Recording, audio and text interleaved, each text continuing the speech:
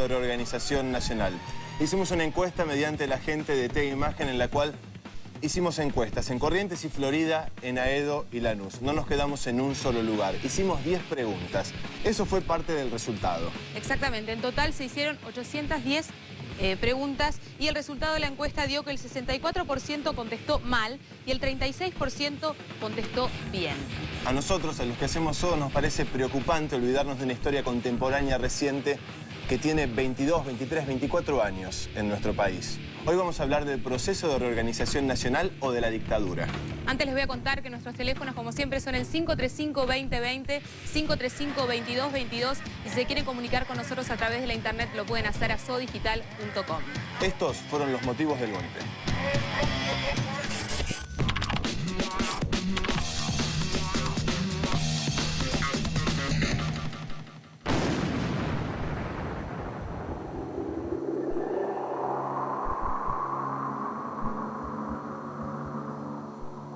Rucauf, ¿cómo era la Argentina después de la muerte del general Perón? Era una Argentina muy difícil porque todos los sectores querían atrapar el poder que quedaba aparentemente vacante.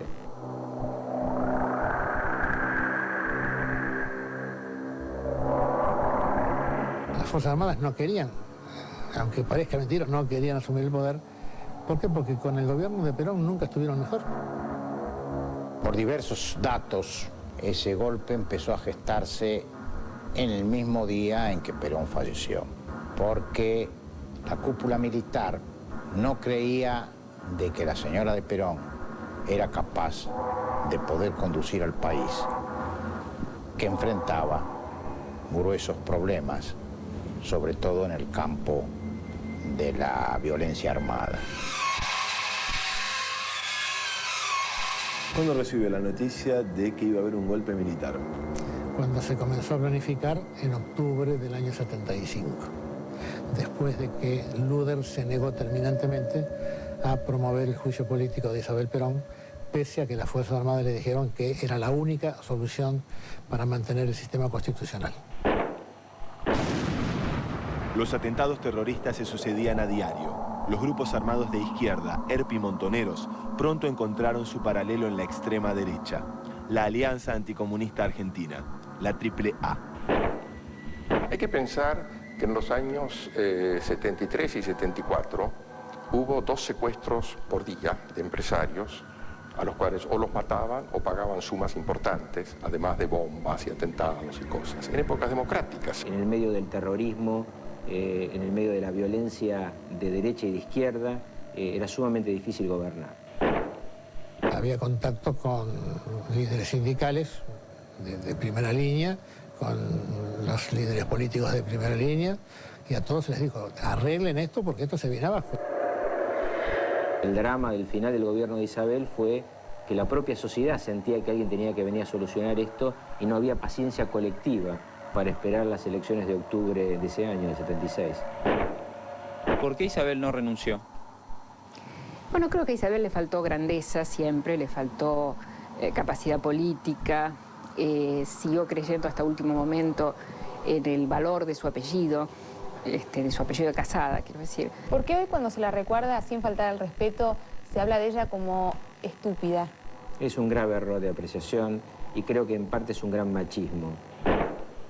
Isabel Perón era absolutamente incompetente y estaba rodeada de un grupo de gente que la estaba hundiendo aunque ella no quisiera. No permitiré que nadie, con cualquier pretexto mezquino, pretenda usurpar el poder que pertenece al pueblo de la nación argentina. Esto fue la crónica de un golpe anunciado. Se sabía que venía y lo sabían hasta los propios justicialistas. Llegamos a 1977 con esta institución. ¿Con cuál institución se refiere? Con el Congreso de la Nación Argentina. Las instituciones son permanentes, entiendo que sí. Por cierto que sí.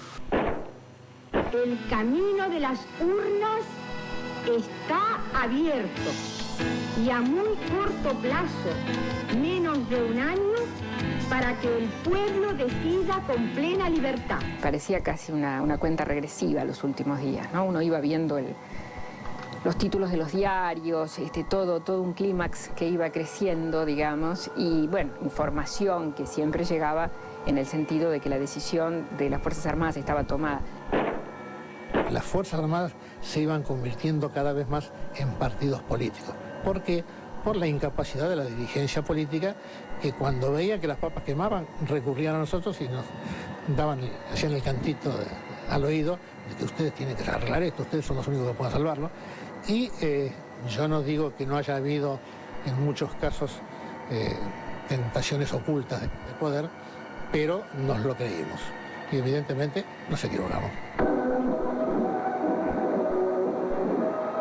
Comunicado número 1 de la Junta Militar. Se comunica a la población que a partir de la fecha el país se encuentra bajo el control operacional de la Junta Militar.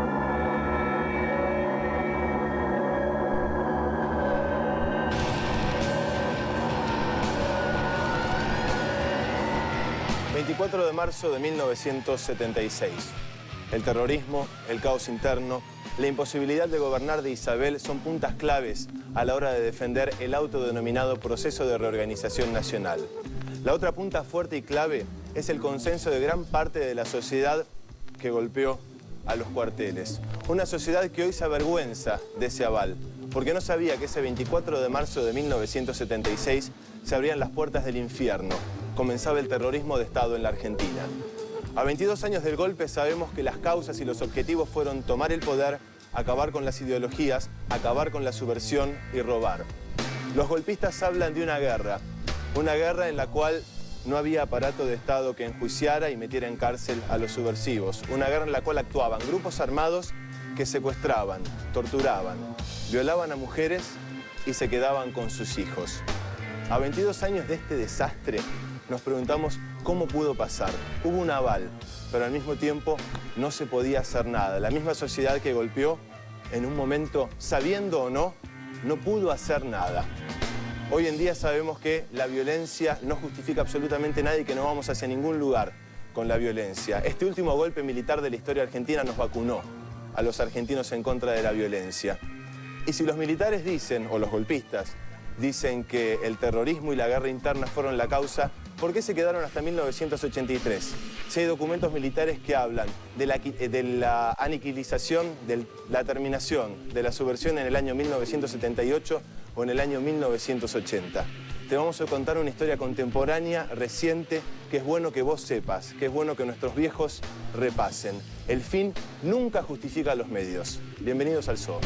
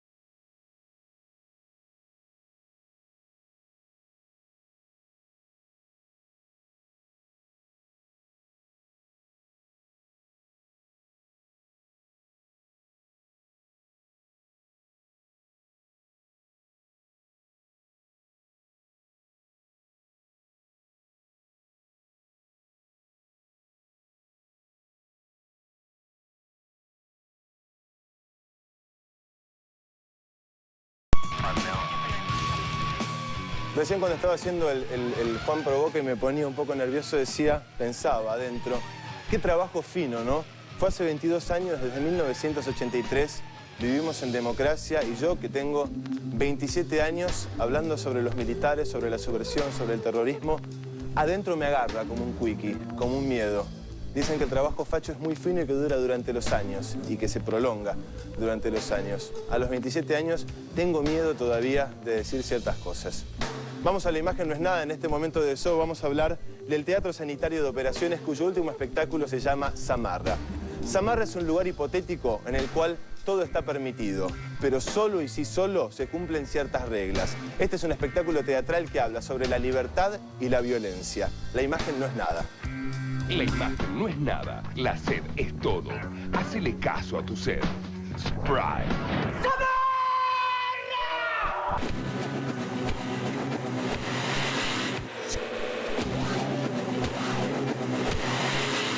En realidad todos los que trabajamos acá, o sea, soñamos colgarnos. Samarra sería un lugar de ficción donde podría estar permitido todo, solo deben cumplir con un único deseo, con un único deber, que es el aseo. Una parte que de la humanidad trata de hacer perseverar sobre otra su verdad, que en este caso es la de la higiene, el agua, el orden, el uniformismo.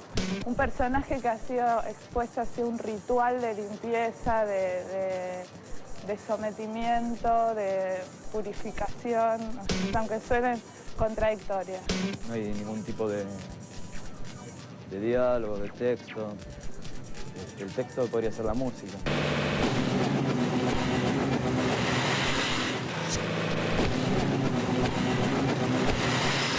La música lo que te hace es terminar de redondear, o sea, ese lugar donde te atrapa y donde te absorbe. Teníamos el guión que nos encantó y tratamos de ver cómo meter la música ahí. Trabajar en el mismo espacio que está el público y en lo posible tratar de interactuar con ellos y hacerlos participar en lo que se pueda. En Samarra, la higiene, el agua que lava, termina siendo el elemento que la ahoga. Es limpio y es sano, es bueno.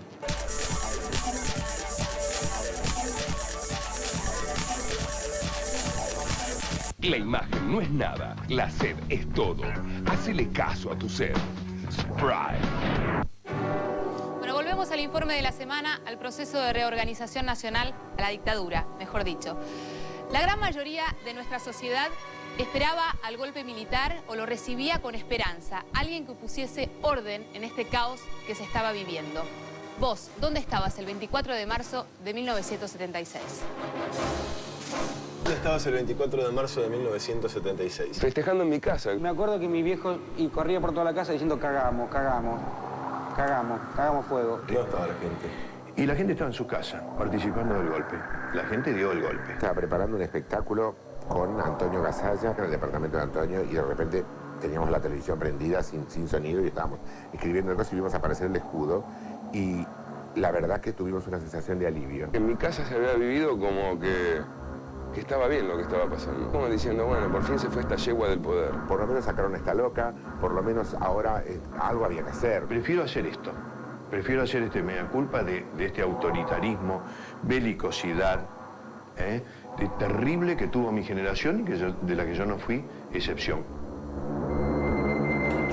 Qué loco, ¿no? Viendo dónde estaba cada uno el 24 de marzo de 1976 y lo que vino después de ese golpe de Estado, no quedan dudas que el remedio fue 1000 veces peor que la enfermedad que intentaron curar. Sí, muchos pensaron que venía un paño frío y vino un paño caliente, bien caliente y tenebroso. Nos despedimos de este primer bloque. En SOE estamos organizando el segundo concurso de video educativo sobre HIV/SIDA. Atención que quedan solo 2-3 meses para que participes. Los ganadores van a ganar becas para estudiar dirección de cine en el exterior y esta es la convocatoria. Luego de la repercusión que generó el año pasado, SOE insiste y organiza el segundo concurso de video sobre HIV/SIDA. Con la prevención y la información como principales objetivos, SOE te ofrece un espacio para crear. Los ganadores recibirán becas de estudio en el exterior. Abrí tu cabeza y pensá en imagen. A la vuelta en SOE, las desapariciones y la tortura, el terrorismo de Estado, justificado por sus ejecutores y contado por sus sobrevivientes. Además, el cine de la dictadura y Alejandro Agresti, un director que tuvo que exiliarse para poder filmar.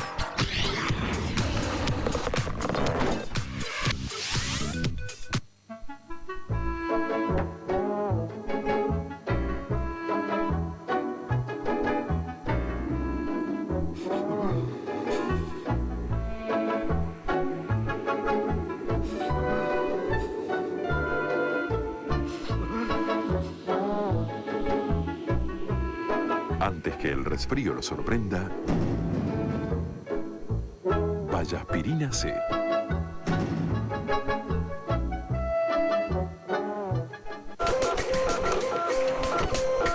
Aproveche. Usted puede tener una impresora color por 189 pesos. Impresora color modelo Epson Stylus 300C. Calidad fotográfica modo 720 dpi. 4 colores, un solo cartucho de tinta. 189 pesos. Del 18 al 24 de mayo o hasta agotar las 10.000 unidades. Carrefour, el precio más bajo. Llegar a presidente de los Estados Unidos es difícil. Sobrevivir a este escándalo. Imposible. John Travolta, Emma Thompson y Kathy Bates protagonizan Colores Primarios. Sensacional éxito en los mejores cines. Me gusta lo que hago. Ya hemos viajado antes. ¿Con usted también? Usted tampoco para, ¿eh? En Iberia, más de 22.000 personas que hablan tu mismo idioma dan lo mejor de sí mismas para ofrecerte el mejor servicio y la mayor frecuencia de vuelos y destinos a Europa. Sí, me gusta esto, me gusta con quien trabajo. Cuando pienses en Europa, Iberia, tu primera compañía. El tiempo pasa, pasa por vos. El tiempo es de Paddle Watch. ¿Qué harás notar con Paddle Watch? Con Paddle Watch. Bravo 1030. Nació acá en la ciudad de Buenos Aires, ¿no? Bueno, señoras, señores, ha llegado el momento del panorama del mediodía. Las mañanas son de Fernando Bravo, un tipo como vos, un tipo creíble. Bravo 1030 con Fernando Bravo y Alfredo Leuco, de lunes a viernes a las 9 de la mañana. Radio del Plata, una radio como vos, una radio creíble. Bravo 1030. En los próximos días se inicia la encuesta permanente de hogares en las principales ciudades del país. Cada hogar es elegido al azar y representa a muchos otros hogares. Si el suyo fue seleccionado, colabore con el encuestador. Su participación decide los resultados de la encuesta.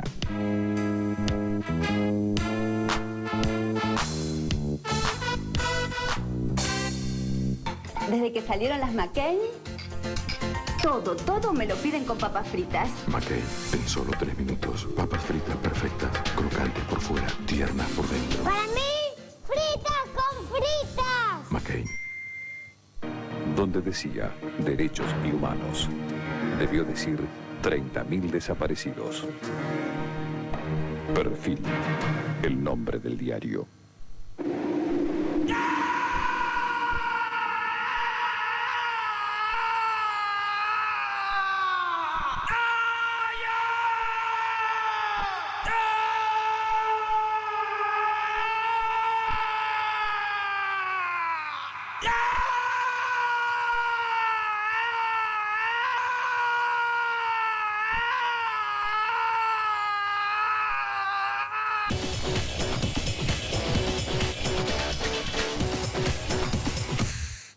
Donde dice barra bravas, debe decir mercenarios de dirigentes.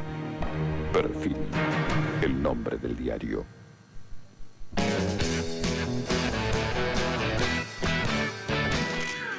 Fiera, ¿y si te regalo mi Ferrari? ¿Te animás a jugar conmigo?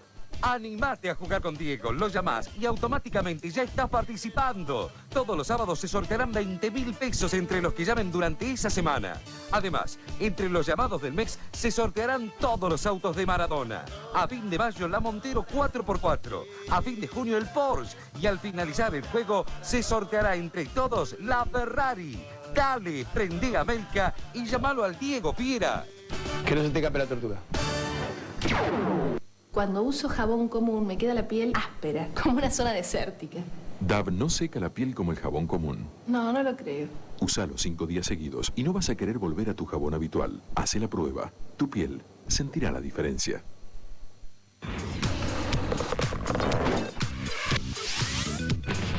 Esto es todo, nos quedamos hasta la medianoche haciendo un especial sobre el proceso de reorganización nacional o dictadura. Y ahora vamos a hablar desde cómo en los 70 un cineasta podía formarse. Exactamente, para poder filmar tuvo que exiliarse. Es uno de los preferidos del festival en Cannes. Hace poco ganó el Cóndor de Oro por su película Viceversa, que justamente narra la historia de hijos de padres de la década del 70. Estamos hablando de Alejandro Agresti y es nuestro rompetradiciones de esta noche.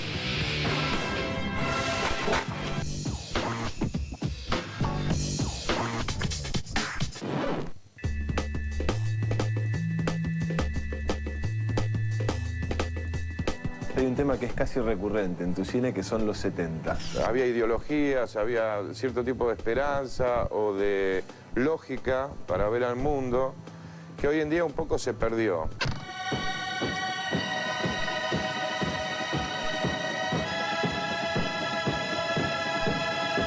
El deseo de cambiar al mundo realmente era una cosa tangible. Tal vez la mataron esa lógica o también la destrozaron. La borraron del mapa. Sí, o tal vez nos hicieron algún tipo de lobotomía medio extraña, subliminal. Dicen que el trabajo de los fachos es muy fino. Cuando vos ves tus películas, ¿sentís que le haces un poquito...? En general sí, me encanta y siento que les estoy dando una patada en el culo.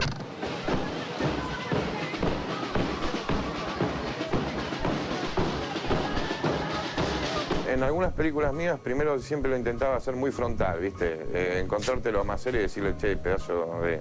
Que yo sepa un mate no puede traer amnesia, ¿no? Yo quisiera tener amnesia y olvidar esto.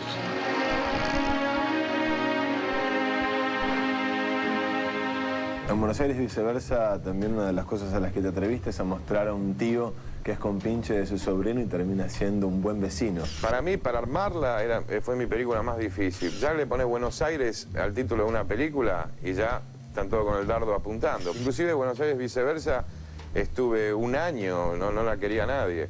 Lopen zoveel vieze honden op straat. Vieze honden. Ja. Poep. Poep. Vies. Zo bleek. Ja, bleek. Bleek, zie ik bleek. Nogal. Italia, Francia, Holanda, Argentina, ¿cómo los convences? Con un libro. Después no sé si firmo el libro.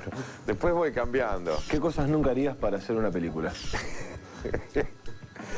No puedo hacer cine bajo órdenes. No lo puedo hacer ni por toda la plata del mundo. Con 5 palos, ¿cuántas películas haces? Haría una, nada más, porque tengo sueños caros, que algún día los podré hacer.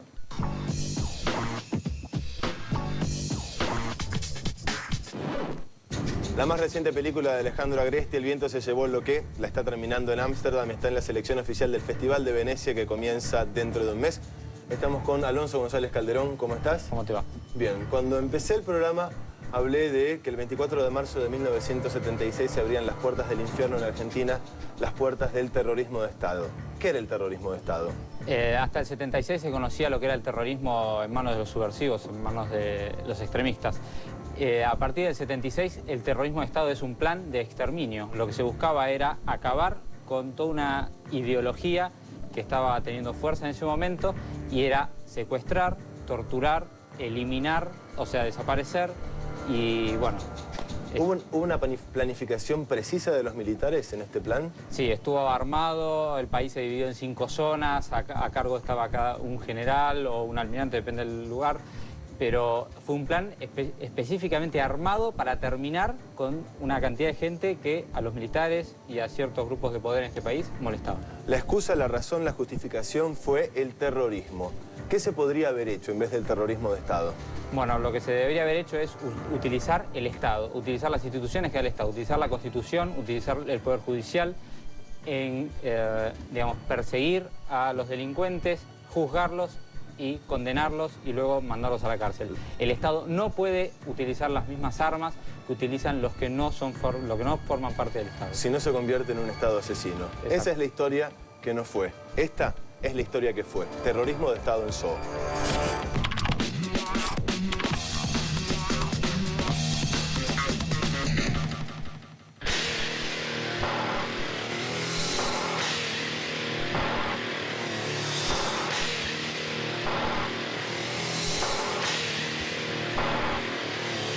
Se sabía que estaban matando terroristas, eso se sabía, pero todo el procedimiento en sí, había un gran misterio alrededor de eso.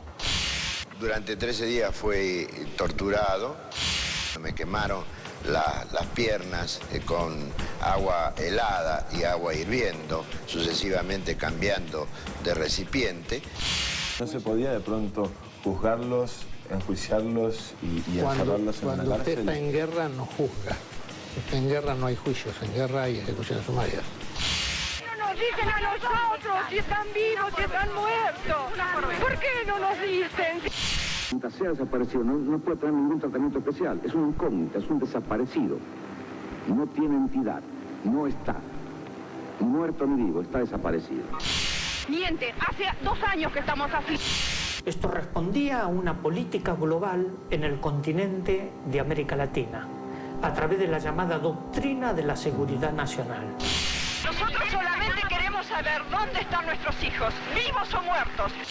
Oímos su tortura y luego la trajeron al calabozo nuestro.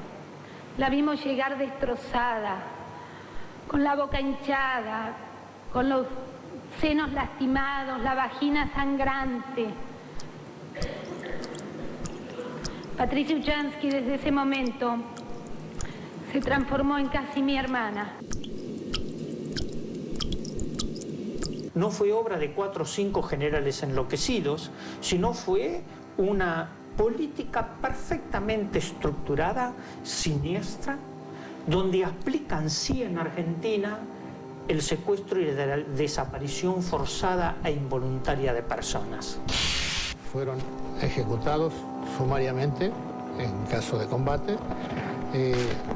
Muchos de ellos desaparecieron por propia iniciativa. Muchos cadáveres en Tucumán fueron llevados por los propios terroristas y enterrados en algún lugar del monte. Me acuestan en una cama que había, una cama no, era como una camilla de madera con patas de hierro y me pasan la picana eléctrica. Sin preguntarme nada y ante mis gritos de que estaba embarazada, que me iban a matar a mi hijo.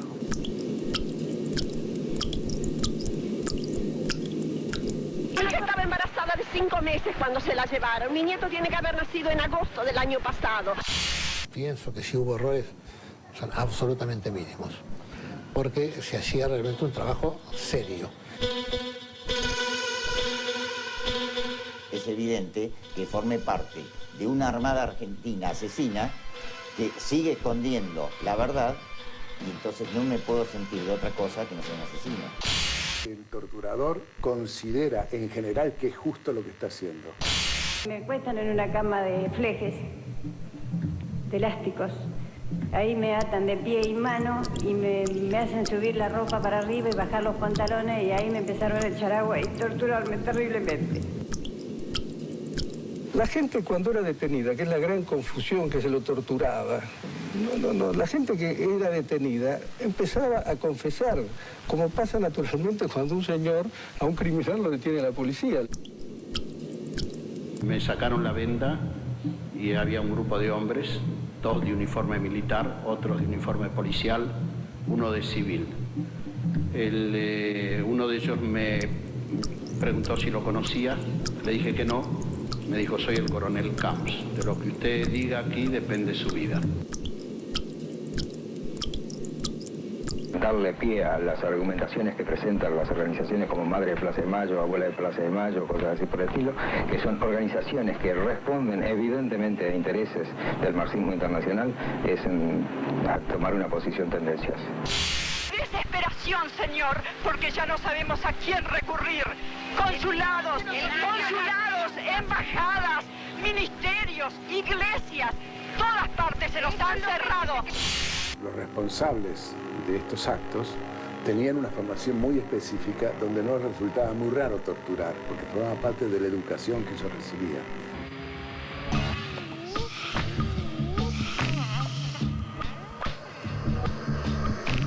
Luego de la vuelta de la democracia y cuando se entera que no solo se mató a torturadores, sino que hubo 30.000 desaparecidos, ¿cuál fue su primer pensamiento? Bueno, esto es una estupidez lo que usted dice. Mire, el único dato cierto que hay sobre desaparecidos está en el informe Sábato, que los contó prolijamente, y llega a 9.000.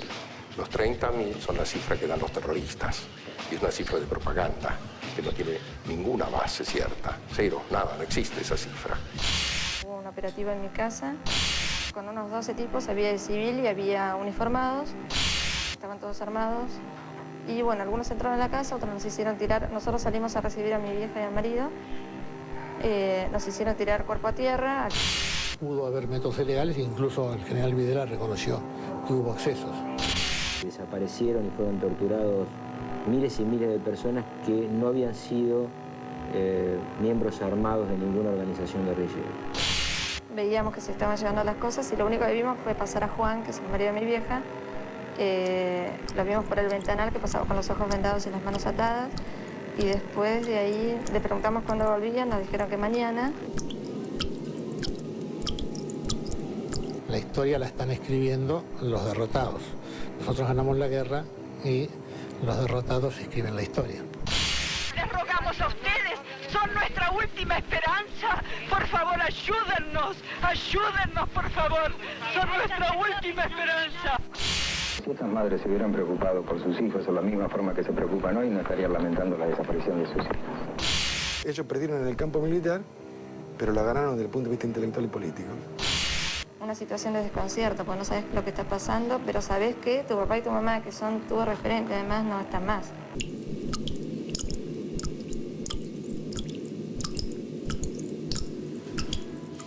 Las organizaciones de derechos humanos dicen que los desaparecidos en este proceso de reorganización nacional fueron 30.000. La CONADEP dice que fueron alrededor de 9.000. Lo que es estúpido realmente es tratar de justificar esto midiendo si fueron 9.000 o 30.000. Hubiese sido terrible de todas formas si hubiese sido uno. Aparte, creo que en esta historia no hay ni vencedores ni vencidos. En esta perdimos todos. Tenemos mensajes en el 535-2020-2222. Diego de Palermo, de 42. No está mal que los chicos no sepan el pasado. Ellos no lo vivieron. Tal vez Diego esté mal que nosotros no se lo contemos. Elizabeth de Solano tiene 40 años y nos dice: me da mucha bronca que muchos jóvenes sepan quién fue San Martín y Belgrano y no Videla o Camps. Es una vergüenza que no se enseñe en los colegios. Carlos de Ramos Mejía, de 17. Hay que acordarse que cuando Palito cantaba "Tirate al río" en la parte más profunda, los milicos tiraban gente al río y los tiraban desde los aviones o helicópteros. Más tarde vas a ver a Palito Ortega haciendo una autocrítica en SO. Julieta de Palermo tiene 28 años y nos dice: estoy a favor del proceso militar. Estoy orgullosa de haber tenido a Videla, a Macera y a Agosti en el poder. Los argentinos no sabemos vivir en democracia. Una opinión. Juanjo de Congreso, de 21. No olvidemos que durante la dictadura todos los medios estaban a favor. No nos olvidemos que los medios estaban intervenidos en la dictadura. Bueno, ahora nos vamos a ir al corte con el avance del SO, el próximo SO que vamos a tener, que es básicamente qué nos dejó la dictadura. La semana que viene, SO se mete con el final de la dictadura militar, los 7 años más trágicos del siglo en Argentina. ¿Cómo fue el comportamiento de los medios? Las listas negras, los que alababan a la Junta, los que a pesar de todo hablaban.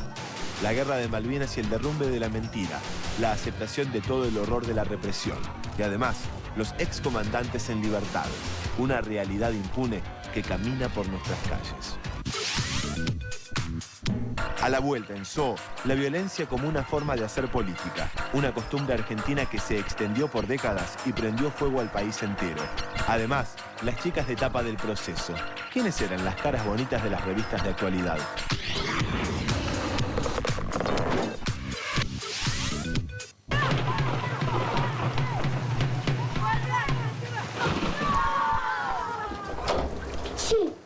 Ay, Fede. Ganamos. Sí, un resfrío. ¿Sabes qué te voy a hacer? Te voy a mimar. Los vapores medicinales de Vic Vaporub alivian rápidamente la congestión y ayudan a respirar mejor. Ni se te ocurra. Vic Vaporub, la caricia que alivia. Donde decía la mano de Dios, debió decir tiro libre para Inglaterra. Perfil, el nombre del diario. Nuevo Impulse O2.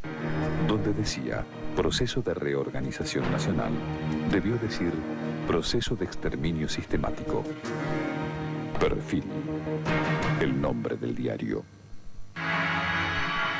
Nuevo Impulse O2.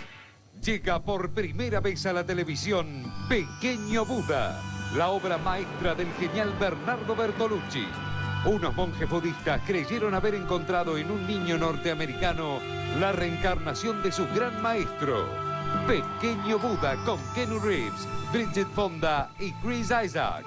En estreno la versión original con un solo corte publicitario. Este lunes a las 22 por América.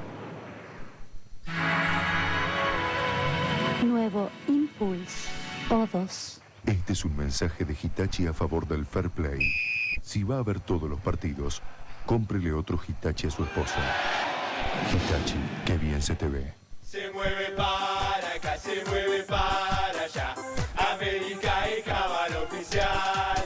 Se siente, la hinchada está caliente y grita bien su nombre. América la rompe.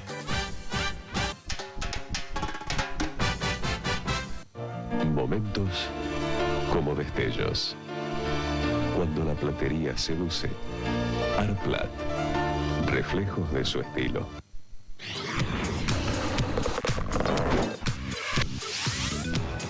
Vamos a hacer un poco de historia en este zoo. La historia argentina tiene un marco de violencia. En un momento de nuestra historia empezamos a matarnos unos a otros. Exactamente. Y dos hechos, creemos todos, confirman esta teoría. Primero, los fusilamientos a peronistas en el año 56 y después el secuestro y el asesinato a Aramburu. Tu culpa, mi culpa, la imposibilidad de hacernos cargo de lo que hicimos y de lo que pasó. En esta parte del informe, ¿el huevo o la gallina?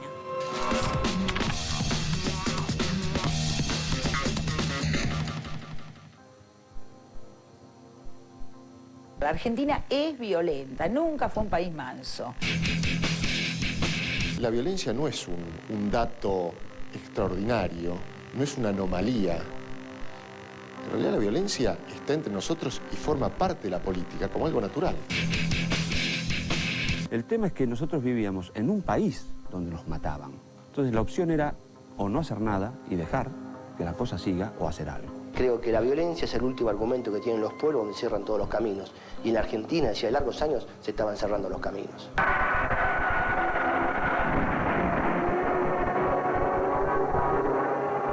El 9 de junio de 56 hubo una sublevación, una rebelión militar contra el gobierno de facto de la Revolución Libertadora. Y como consecuencia de ello,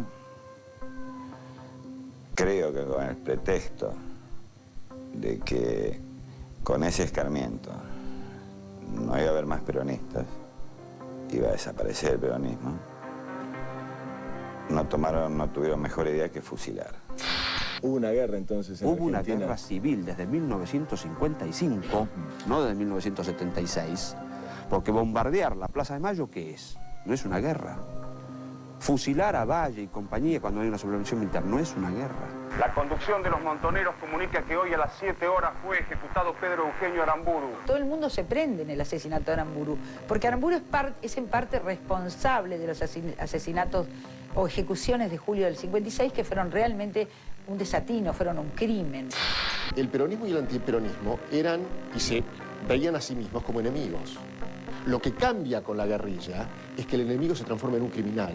No hay reglas. Yo tuve un atentado terrorista, o sea, a mí no me la contaron. Y yo estoy vivo de casualidad. De haber triunfado el ERP y Montoneros, ciertamente la sociedad argentina hubiese cambiado el país. ¿No se le fue la mano? No.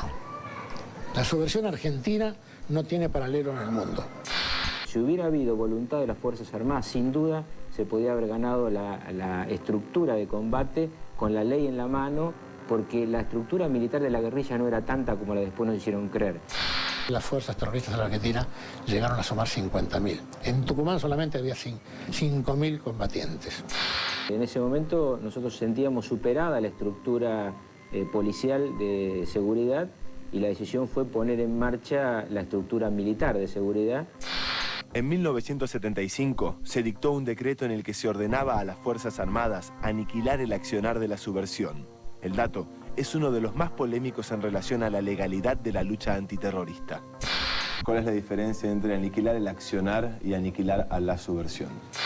Lo que en general se confunde es el término aniquilar con neutralizar. Neutralizar es impedir que el enemigo haga algo. El objetivo era efectivamente aniquilar el accionar subversivo, lo cual no quiere decir masacrar a los militantes de los grupos de izquierda. No cabe ninguna duda que la palabra aniquilar quería decir efectivamente eso, borrar al enemigo de la faz de la tierra. Aquí no se puede confundir esa decisión del gobierno con el plan de exterminio que se fue elaborando en el seno de las Fuerzas Armadas secretamente para aplicarlo al día siguiente del golpe de Estado. Las Fuerzas Armadas tienen en su estrategia de lucha en contra de la subversión que apelar a métodos clandestinos. No es una guerra abierta, porque el enemigo no es un enemigo visible. Quien estaba con las armas en la mano se lo aniquilaba en el combate militar. Si usted lo ataca militarmente, se lo aniquila en el combate militar. Pero esto no significa ni secuestrar, ni torturar, ni desaparecer. Las Fuerzas Armadas salvaron a la Argentina de que unas bandas irregulares, criminales de carácter marxista, pudiesen tomar el poder. Desde ese punto de vista, siempre creí, y voy a creer, que es mejor haberlos tenido a Videla, a Macera y a Agosti que a Firmenich y a Santucho. De eso no me cabe ninguna duda. Él cree que se puede elegir. Yo no quiero a ninguno de los dos.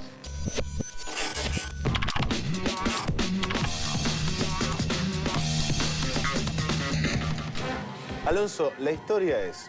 ¿Justificamos la violencia de 1976 con la historia violenta de la Argentina? No, la violencia del 76 no se puede justificar. Vos no podés justificar al Estado transformándose en criminal. El Estado no tiene que transformarse en criminal. El Estado tiene que respetar la Constitución. Ahora, si vos lo que querés decir es, antes había terroristas que eran asesinos y ponían bombas a mansalva y que mataban gente por doquier, eso lo puedes decir perfectamente. ¿Hay posibilidad de reconciliación en la Argentina o hay que esperar que se mueran todos? Yo no creo que... no, o sea, Perón se murió en el 74, pasaron casi 25 años. Todavía sigue habiendo antiperonistas. Calculá lo que puede llegar a pasar con gente que mató a mansalva de los dos lados. Con uno de los inconvenientes que nos encontramos al hacer este informe de la semana sobre la dictadura fue que muchos militares no hablan, porque sí tienen una responsabilidad histórica. Hay que aclarar una cosa que es muy importante. Los militares de ahora aparentemente son diferentes. No aparentemente, son diferentes. Hay autocrítica, habría que ver si cambian los manuales en el liceo. El tema es el siguiente, los militares se acostumbraron en los últimos años, estamos hablando de los del proceso, se acostumbraron a la clandestinidad. Ellos actuaron clandestinamente, bueno, muy bien, siguen actuando clandestinamente, siguen estando clandestinamente en la calle. No dan entrevistas porque actúan clandestinamente, no pueden dar la cara, como tampoco podían dar la cara cuando asesinaban gente. Muchas gracias. Nosotros seguimos en Zoo con gente que habla. Estas son las frases de la semana, lo dijeron sin ponerse colorados.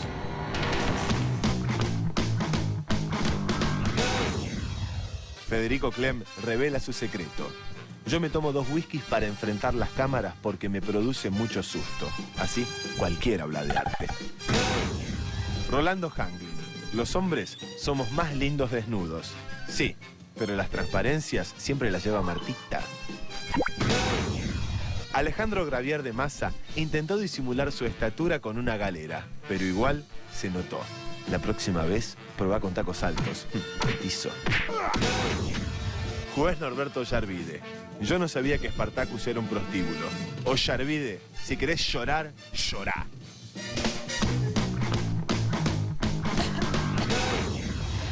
Bueno, ahora vamos a meternos en la columna de tendencias por Carla Rodríguez, que es nuestra columnista especial en este caso. Vamos a hablar de las mujeres que ratoneaban en ese momento del que estamos hablando a los argentinos. De aquellas que básicamente eran las chicas de tapa, que según los rumores las vinculaban con los militares. Vamos a verlo.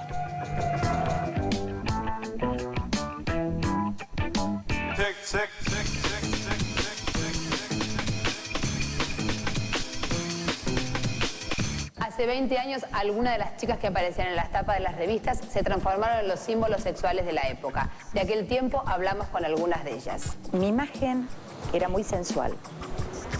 Pero mientras que mi imagen era muy sensual, a mí me llamaban todos los directores para hacer todo lo más tierno, dulce, familiero y femenino. Me tomó muy de sorpresa ser una chica de tapa. En esos años, la censura estaba en todos lados. Ni siquiera faltó en el mundo de las sex symbols. Pasó un par de veces, no me acuerdo en cuál de los programas, creo que era con el de la Tana, que se había hecho las señoras de la moralidad y qué sé yo, que eran por lo general todas mujeres de militares en ese momento, que querían suspender el programa y sobre todo querían que se cortara la parte en que yo hacía la Tana, porque las damas salían en minifalda y demás, pero la que se quedaba en bikini era yo. Los rumores que relacionaban a algunas mujeres famosas con integrantes del gobierno también existían. Escuchaba, veía, me ofrecían, decir, así, muy abiertamente, decir, bueno, lo cuento ahora, decir, nunca me lo preguntaron en realidad, pero sí, he conocido chicas que estaban relacionadas con gente del gobierno. En enero de este año, cuando se publicó una foto en la que se ve a Noemí Alan junto al Tigre Acosta, la actriz explicó que la foto había sido tomada un día que hizo una función a beneficio de los chicos de Malvinas. Cuando la vi, me sentí muy mal, inmediatamente le hice un bollo. Pasás por un mal momento y no te dejan respirar nunca más, ¿no? Es terrible. Pero en mi caso, por ejemplo, además de joderme de una manera personal, me está jodiendo mucho en el laburo. Con más o menos ropa y en medio de rumores y censuras, las chicas lindas y sexys siguieron apareciendo en las tapas. La chica bonita siempre se utiliza para tapar muchas cosas.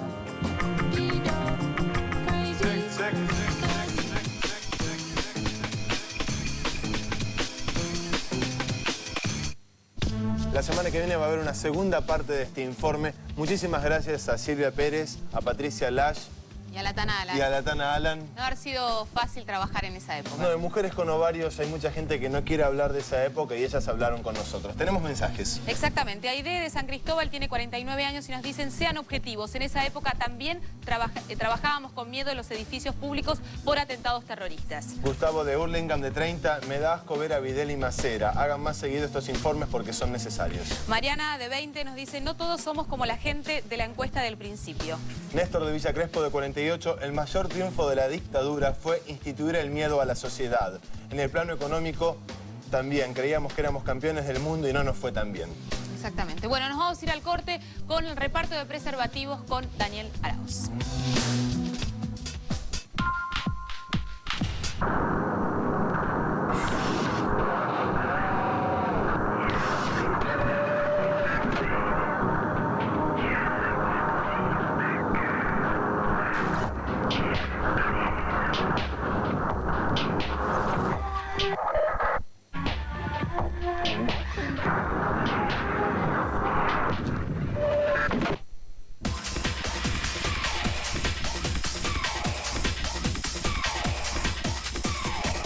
Para lo que usted desee, preservativo a la orden del día. ¿Por qué motivos no los usarías y por qué motivos sí? Realmente, más lindo que con el cuero al viento no hay. Pero con gorrito, bueno, es necesario, ¿no? Porque necesitamos cuidarnos todos y, bueno, es una manera de cuidar al otro y cuidarte vos. Multicolor, el muñeco se va a poner contento. Empecé a verlo porque ya te falta poco, ¿eh? Yo me lo pongo mucho en las orejas ahora.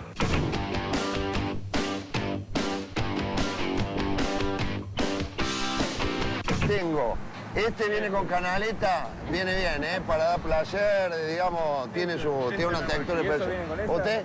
No te haga el vivo, Ella viene conmigo. Escúchame, extra fino y bueno, negro, buscate un hígado, qué sé yo, algo. Hay mucho miedo, son muchas cosas las que pasan en una relación sexual.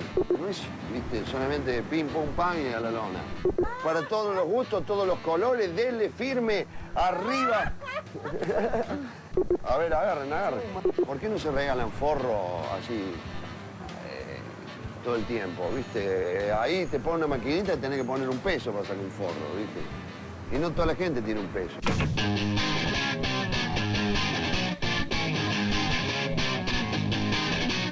Gracias, amigos.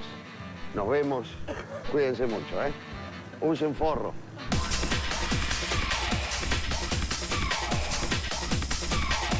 A la vuelta en Zoo, la época en que éramos derechos y humanos, el miedo social, la negación de las desapariciones y el fútbol como tapa de una olla a punto de explotar.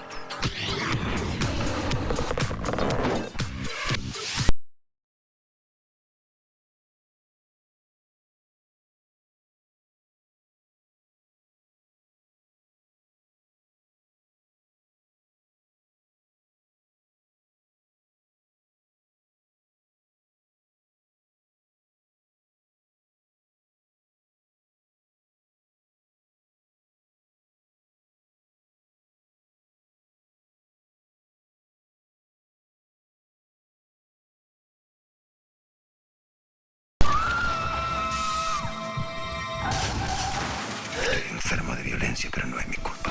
Secretos compartidos. Quien más, quien menos. Todos guardamos alguno.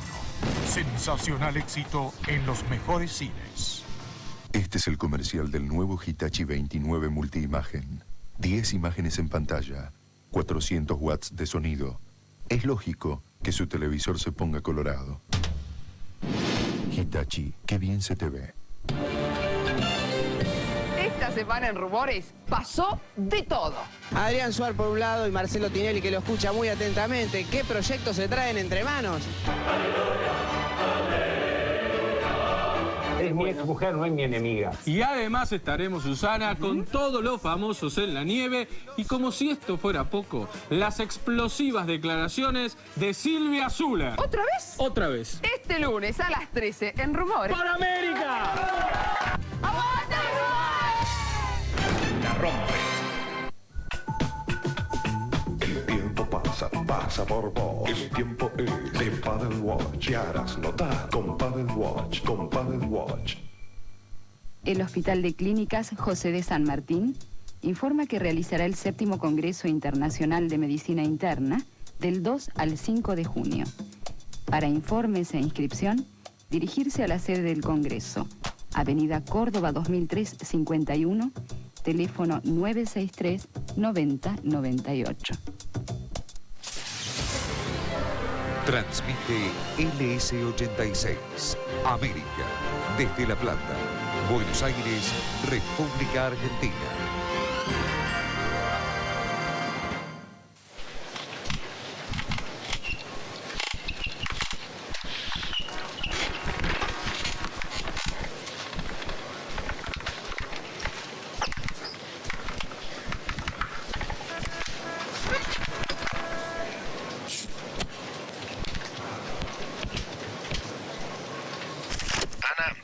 ¿Me alcanza La Nación?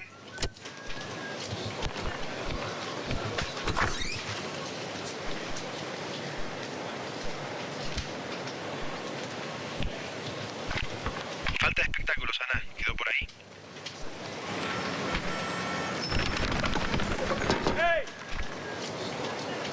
Mañana, ojea La Nación.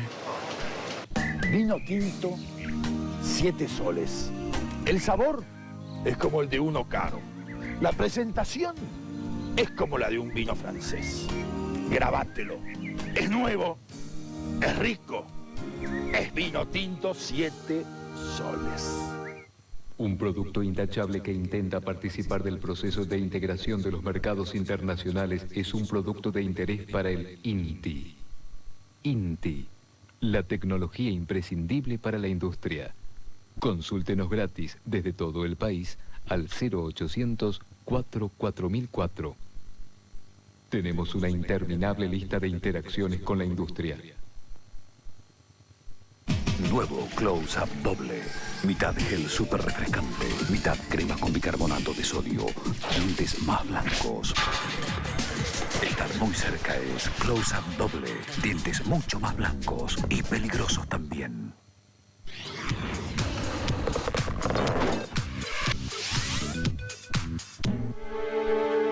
En 1980, el argentino Adolfo Pérez Esquivel fue galardonado con el Premio Nobel de la Paz por su lucha en favor de los derechos humanos. Yo fui el primero sorprendido de que me lo hayan otorgado, ¿no? Porque no tenía ni la más remota idea. ¿Esto usted cree que fue un símbolo para los militares argentinos? Sí, la dictadura militar reaccionó 33 horas después y reaccionó de la peor manera. Queriendo desprestigiar al Comité Nobel, atacándome, a los 2 días intentan asesinarme. Veo 2 personas que me ven y avanzan con las pistolas en la mano para matarme. Y yo le digo, acelera, acelera, que nos matan. Y mi hijo acelera y atrás se le mete un taxi. Y yo veo por el espejo que vienen corriendo para matarme. Y le digo, acelera, que nos matan. 2 personas. Yo creo que si los veo en el día de hoy los reconozco. En 1980 Europa nos gritaba, había este Premio Nobel de la Paz, lo que estaba pasando en la Argentina y nosotros no podíamos verlo. Antes que nada, nobleza obliga. La semana pasada dijimos que el programa SO no se estaba viendo en Chile cuando en realidad sí se vio en Chile. Le queremos mandar un saludo a todos los chilenos que nos ven. Sabemos que son muchos y muchísimas gracias por ver Zoo. Bueno, y a todos los que están acá los invitamos a un nuevo preestreno. Es la última película de Pedro Almodóvar. Se llama Carne Trémula y esto es lo que tienen que hacer para poder ir.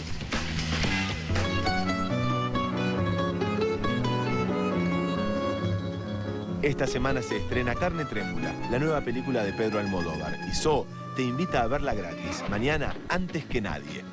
En Carne Trémula aparece un Almodóvar distinto, lejano de los tacones de aquellas mujeres al borde de un ataque de nervios.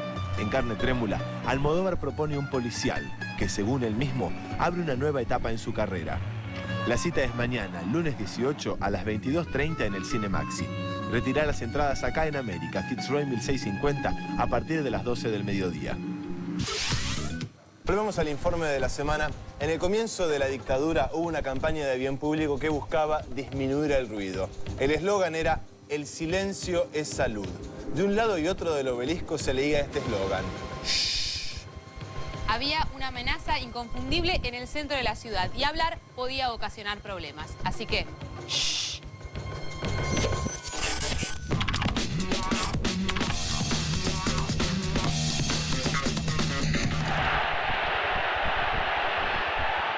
Éramos los mejores del mundo. Teníamos orden, silencio, salud y la calcomanía que decía: los argentinos somos derechos y humanos. Nos faltaba sinceridad, nos faltaba vergüenza. ¿Quién no vio cómo se llevaban a alguna persona? ¿Quién no vio encapuchados en las calles? ¿Quién no vio cierre de calles para agarrar a una persona y meterla en el baúl de un auto? Lo que pasaba en las calles de la ciudad era bastante evidente para cualquiera. En mi casa se hablaba, obviamente, porque de hecho mi papá estaba proscripto por los militares para trabajar en televisión. Se escuchaba, se va a acabar la dictadura militar, y yo no entendía nada. Digo, ¿qué están hablando esto? No entendía, pero tampoco me animaba a preguntarle a nadie. No era que iba a mi casa y preguntaba: "Ma, pa, ¿qué es la dictadura militar? ¿Quiénes son los militares? ¿Cuál es el problema?". Ametrallaban los frentes de nuestra casa. Medio kilo de trotil pusieron. Yo lo vivía con bastante miedo. Yo tenía 12 años, 13 años, estaba en esa edad. Y el recuerdo más fuerte que tengo de ese temor era que mientras todos los chicos salían, iban a fiestas y qué sé yo no tenía pero ni el más mínimo deseo de caminar por la calle. Se irradia tanto temor que existe una complicidad civil, y la complicidad civil es lo que facilita el terrorismo de Estado.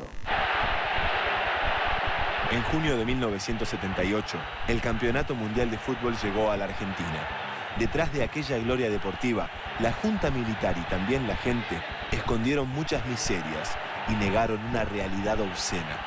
Es un profundo arrepentimiento y un gran escalofrío, porque parece mentira, porque hablando del Mundial había gente que venía y decía: pero Argentina se está torturando, ¿sabes? Y era como que se los miraba con una indiferencia, ¿no? Y de afuera nos estaban diciendo lo que estaba pasando. En 1979, la presión internacional hizo llegar al país una comisión investigadora de la Organización de los Estados Americanos sobre Derechos Humanos. Había colas enormes en las calles, había 3, 4 cuadras de cola, de 3, 4 personas que iban así en filas, pero tremenda la cantidad de gente que se presentó. La Junta aprovechó otro éxito futbolístico, esta vez con el seleccionado juvenil, para tapar el espanto. Lo que hemos hecho de horroroso lo sabemos todos, pero es terrible lo que no hemos hecho, porque quiero significar que la indiferencia que primó en todos esos años es una sutil y efectiva forma de complicidad. Me enteraba también que se llevaban a alguien porque era guerrillero, se lo llevaban. Para mí los guerrilleros eran malos, ¿no? Porque se lo llevaban, porque algo habían hecho, eran montoneros. Para mí eran los malos y los buenos. En un momento se había instalado aquella cosa que todos escuchábamos, ¿no? Y en qué andarán, y qué habrán hecho, y todo esto. Entonces, ¿usted sabe dónde está su hijo? Todas esas campañas, me parece que como que desgraciadamente, y este es un pecado que creo que muchos hemos cometido, es no habernos preocupado por saber más de la verdad. Cerca de mi casa empezaron a voltear a mucha gente que nosotros sabíamos que era buena gente, o por lo menos creíamos que era buena gente. Entonces dijimos: a la puta, ¿qué está pasando? Pero igual la misma familia después fue a la Plaza de Malvinas, así que nunca entendí muy bien cómo fue eso. El famoso "no te metas argentino". Pensá, Juan, que hay un baldón, una frase que es un baldón argentino. que es Yo Argentino.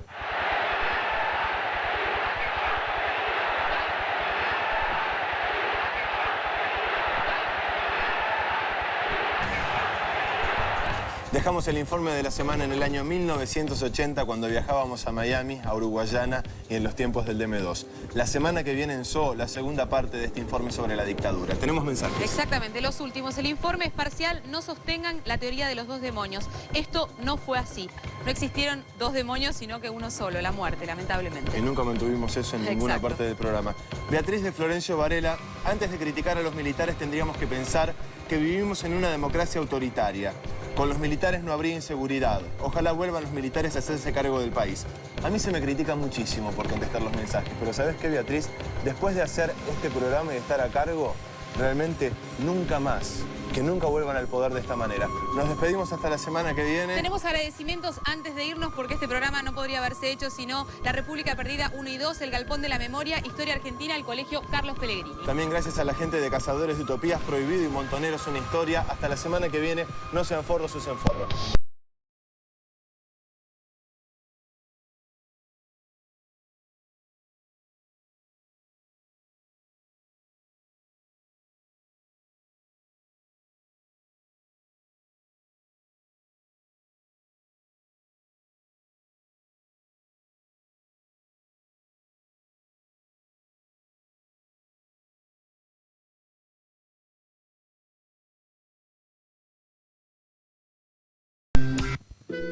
De esta forma, América, LS86, Televisión, Canal 2, La Plata,